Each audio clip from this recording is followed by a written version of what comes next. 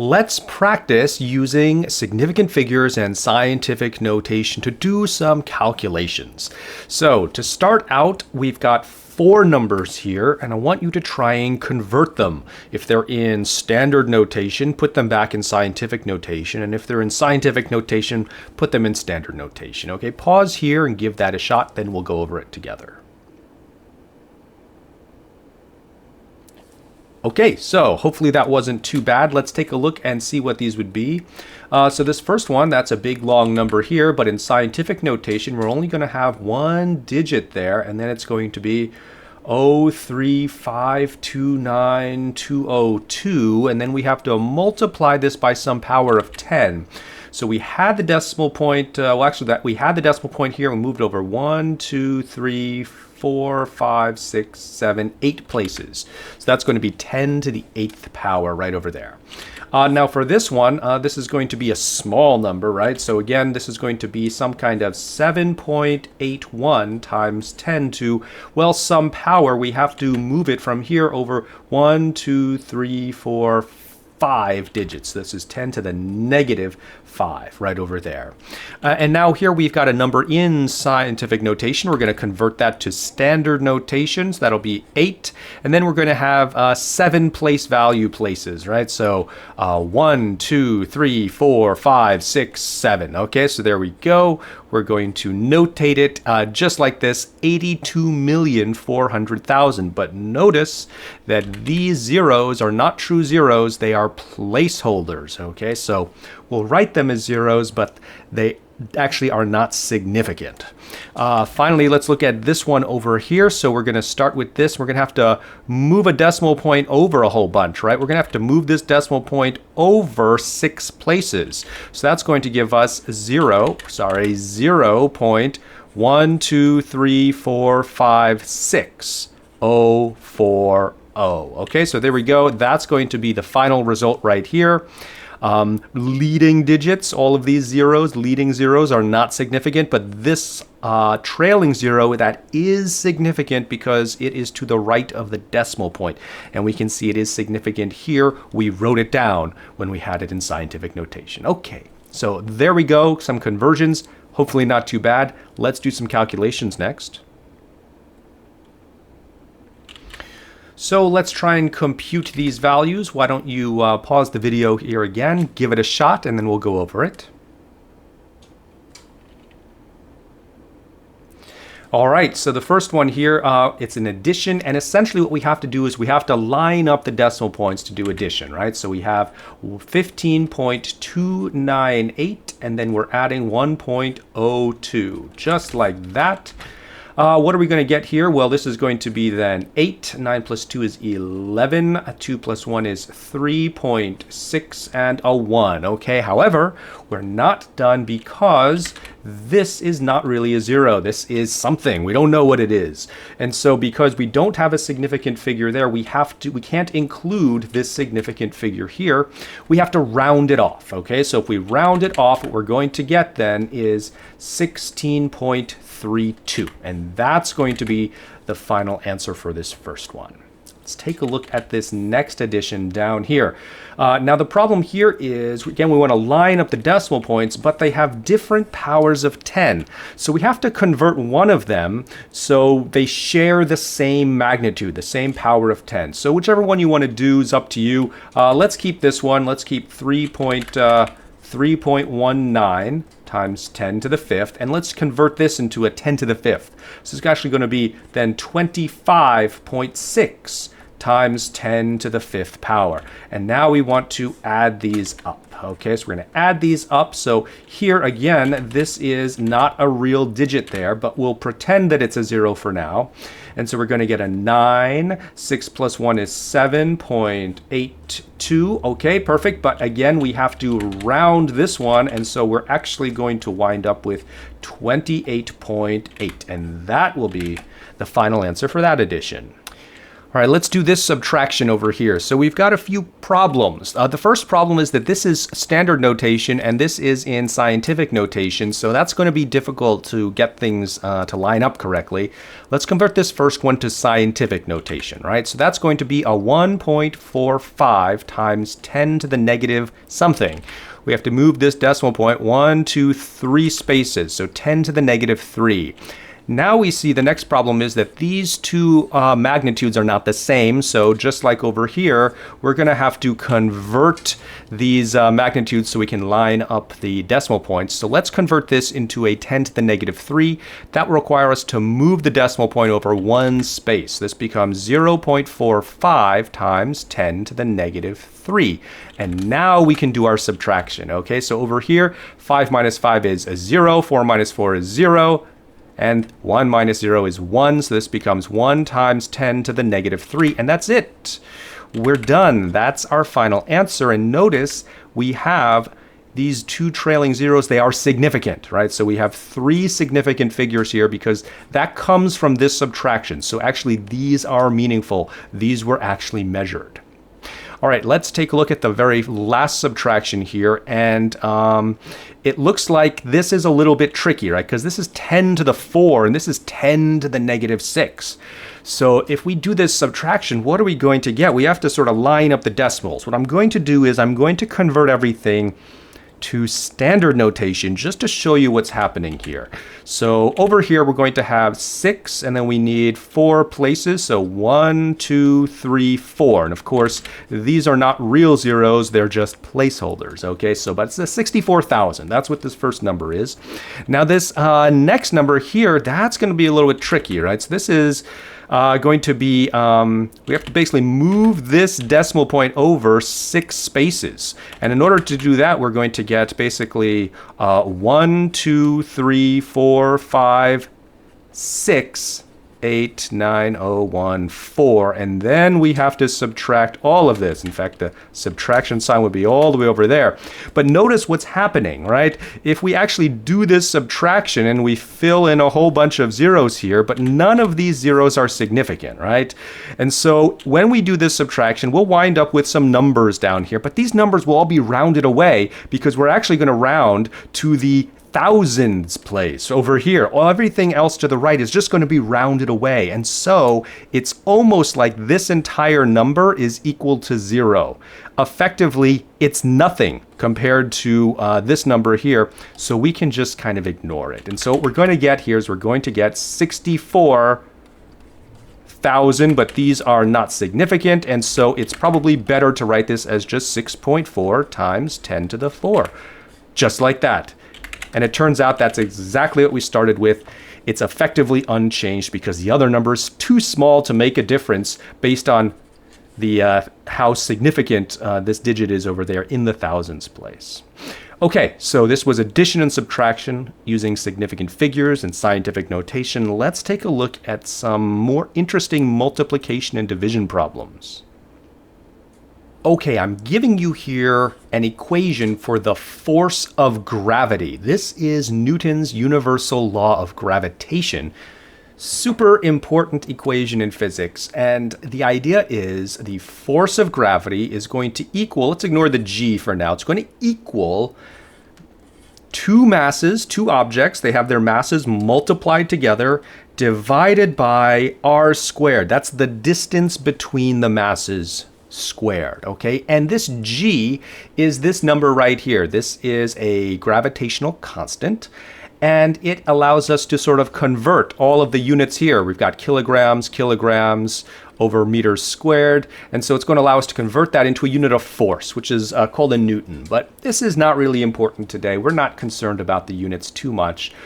Just that this is going to be, well, a really small number. G is 10 to the negative 11, okay? And so I want you to find sort of 3 things. The first thing is I want you to find the weight of exactly 1 kilogram on the Earth's surface. So if you have like a liter of water on the surface of the Earth, how much does that liter of water weigh? How much does 1 kilogram way. And to do that, you're going to need the mass of the Earth, and you're going to need the radius of the Earth. We can treat that as the distance from the center of the Earth to the surface where your 1 kilogram bottle of water is. And turns out we can just use that as this r, okay, this distance right there. Notice I said exactly 1 kilogram object, okay? So this 1 kilogram effectively has an infinite number of significant figures. It is an exact measurement, not an approximate measurement, just by definition from this question. Part 2 here, I want you to find the force of gravity of a mountain on a person who is standing exactly 1 kilometer away. Okay, so exactly 1 kilometer here. Again, that means infinite precision on that 1 kilometer number. But the idea is we're going to have the mass of one person, 65 kilograms, and we're going to have the mass of a mountain, about 2.7 billion kilograms. You can imagine you're standing, you're standing over here, and there's a mountain here 1 kilometer away, and you want to know how much is that mountain actually pulling on me with its gravitational pull, right? We can calculate that.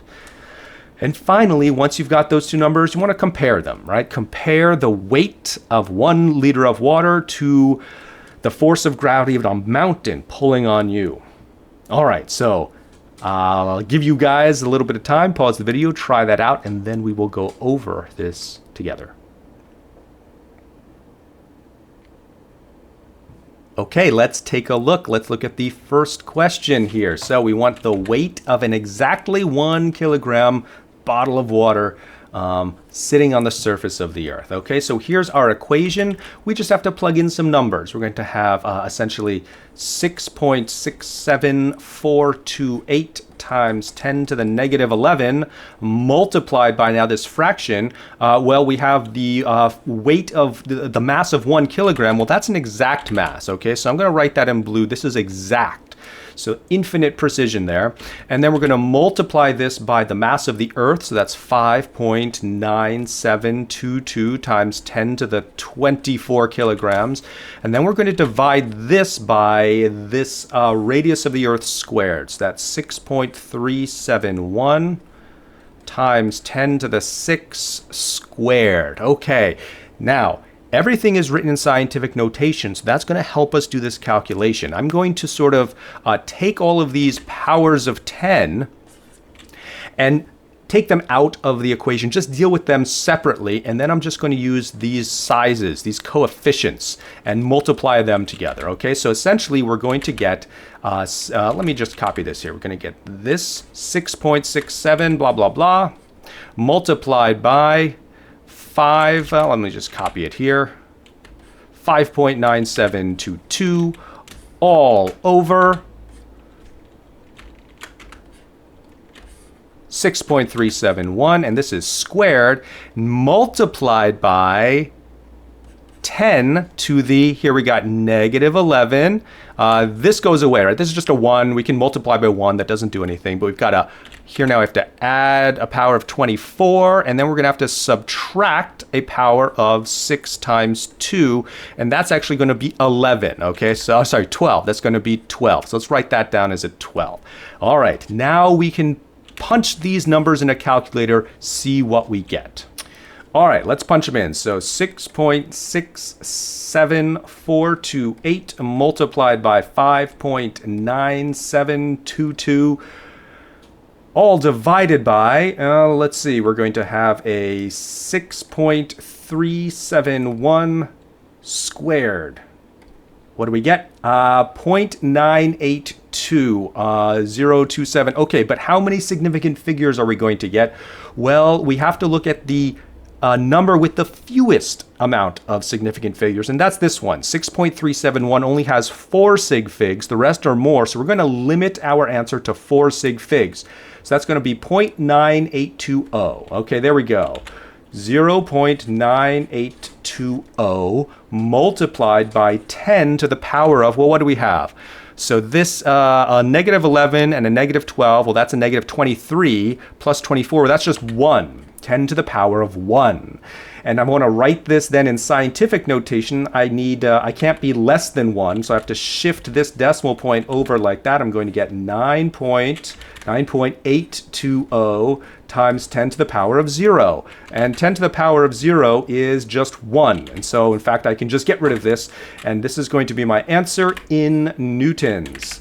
There we go. So 1 kilogram, a liter of water on the surface of the Earth, has a weight of 9.820 newtons. Okay, perfect. Hopefully you got that one. Let's take a look at part 2. Looking for the weight from a mountain on a person standing exactly 1 kilometer away. Right? What's the force of gravity of this mountain that's pulling on your body? So we're going to do the same kind of calculation. Okay, we're going to get our 6.67428 times 10 to the negative 11 multiplied by this fraction now. And now your mass, we're going to assume you're 75 kilograms, but let's write this in scientific notation. So let's say 7.5 times 10 to the 1 kilograms, and that's going to be multiplied then by 2.7 times 10 to the 9 kilograms, all divided by then 1 kilometer is actually 1,000 meters. Right, 1,000 meters exactly. Let me write this in as a power of 10. I'm going to say this is 10 to the 3. That's 1,000 meters. And then I have to square that, right? Remember, I have to square that value. Okay, so once we've got this, we can try and now simplify and solve. So just as before, we're going to take all of these numbers. So I'm going to have this coefficient here, 6.67, blah, blah, blah, multiplied by 7.5, multiplied by 2.7, and then the powers of 10. Okay, the powers of 10 we're going to have to multiply by negative 11, plus 1, plus 9, and then now we have to subtract 2 times 3 is 6, okay, minus 6. So this is what we're going to get. Once again, let's punch in these numbers, see what we get. All right, let's go see what we get here. So it's going to be 6.67428 times 7.5 times 2.7, and that's 135.15 something. But we can only have 2 sig figs here because we only have 2 sig figs in our masses. Like 7.5 and 2.7 are only 2 significant figures, so we have to round this off to 140. Only 2 sig figs, okay? So this will become 140, and of course this 0 is not significant, only the first 2 digits. And this is going to be multiplied by some power of 10. What's that going to be? Okay, so we got a negative 11. This is like a plus 10, basically. So that becomes a negative 1 and minus 6, the negative 7. Negative 7. Okay, so this is what we're going to get. Let's put this in scientific notation now. So this becomes a 1.4 times 10 to the, well, we have to essentially take this decimal point and move it over 2 digits. So this negative 7 becomes a negative 5. Okay, so there we go. That's going to be the weight or the force of gravity from the mountain pulling on a person a kilometer away. Let's compare these 2 weights that we've gotten now. So to compare them, we're just going to create a ratio, right? So we're basically going to just take a 9.820 and divide this by 1.4 times 10 to the negative 5, okay? And to do this, again, we can sort of separate the order of magnitude out. So we get a 9.820 divided by a 1.4, all multiplied by some power of 10. So to take this out of the denominator, of course, we have to negate the negative 5. We're going to get a positive 5, and now we can just do this math right there, see what we get. All right, so 9.820 divided by 1.4 is going to give us this long number, but we have to round this to only 2 sig figs because 1.4 is only 2 sig figs, right? So it's going to be a 7.0. That's what we'll get here. So this is a 7.0 times 10 to the 5. Okay, so this is the ratio then of the weight of 1 kilogram on Earth to the force of gravity of a mountain pulling on you.